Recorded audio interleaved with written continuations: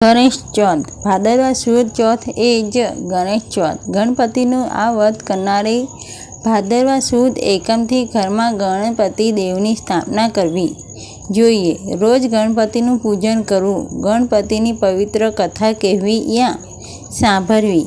આ વ્રતમાં મીઠાવાની ચીજ ન ખવાય. ભોજન કરતી વખતે બોલવું નહીં. ચોથને દિવસે ચંદ્ર દર્શન કરવું. દર્શન ન કરવાથી કલંક ચોંટે છે એવું કહેવાય છે. આ વ્રત કરનારે ઉપર ગજાનન પ્રસન્ન રહે છે. ગણેશ ચોથની વાર્તા. બ્રાહ્મણજીએ એક વખત ખબર પડી કે ગણપતિજી અષ્ટસિદ્ધિને વળ્યા છે, તેથી તેમણે પાસે વરદાન લેવા તેઓ ગણપતિ પાસે જઈને કહેવા લાગ્યા, હે ગજાનન, સૃષ્ટિનું સર્જન કરતી વેળા ક્યારેય વિઘ્ન આવે છે?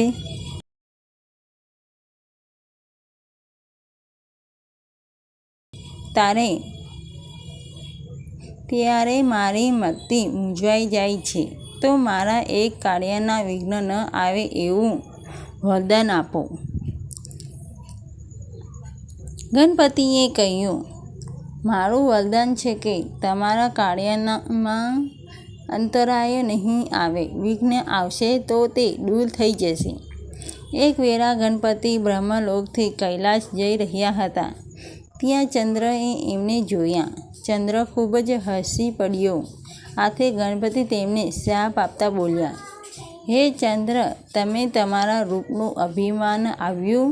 આજના દિવસે કોઈ તમારું મુખ નહીં જોવે, અને જો કોઈ ભૂલે ચૂકે જોશે તો એમને માથે કલંક ચોંટશે. ગણપતિના શ્રાપથી ચંદ્રને એવી શરમ આવી કે તે જળમાં રહેલા કમળમાં છુપાઈ ગયો. દેવોને ખબર પડી કે ગણપતિએ ચંદ્રને શ્રાપ આપ્યો છે, તેથી ચંદ્ર શરમાઈને ક્યાંય લપાઈ ગયો છે. તેથી તેઓ બ્રહ્માજી પાસે જઈને કહેવા લાગ્યા, હે બ્રહ્માજી, ચંદ્ર શ્રાપને લીધે પીડાઈ રહ્યો છે, તો તેનું કશુંક નિવારણ બતાવો. બ્રાહ્મણજી બોલ્યા, ગણપતિના શ્રાપને તેના સિવાય કોઈ મિથ્યાએ કરી શકે એમ નથી. તો પણ ગણપતિ પ્રસન્ન થાય તો કંઈક રસ્તો નીકળે. પૂછ્યું, ગણપતિ શું કરવાથી પ્રસન્ન થાય? બ્રાહ્મણજી બોલ્યા, એ માટે ચંદ્રને ગણેશ ચોથનું વ્રત કરવું પડે. ભાદરવા માસના સુદ એકમથી સુદ ચોથ સુધી તેમણે વ્રત કરવાનું. ગણપતિ બનાવી એકમથી ચોથ સુધીમાં કોઈ પણ શુભ દિવસે ઘરમાં ચોથને દિવસે ગણપતિ એમની પૂજા કરવાની. વાજતે ગાજતે નદીએ લઈ જઈએ, જળાશયમાં લઈ જઈ જળમાં પધરાવી દેવાની. આ દિવસે બ્રહ્મા ભોજન અને દાન કરવામાં આવે તો જરૂર. બૃહસ્પતિ સાથે ચંદ્રને આ સંદેશો પહોંચાડી દીધો, અને ચંદ્રએ શાપની નિવારણ માટે તે વ્રત કરવાનો સંકલ્પ કર્યો.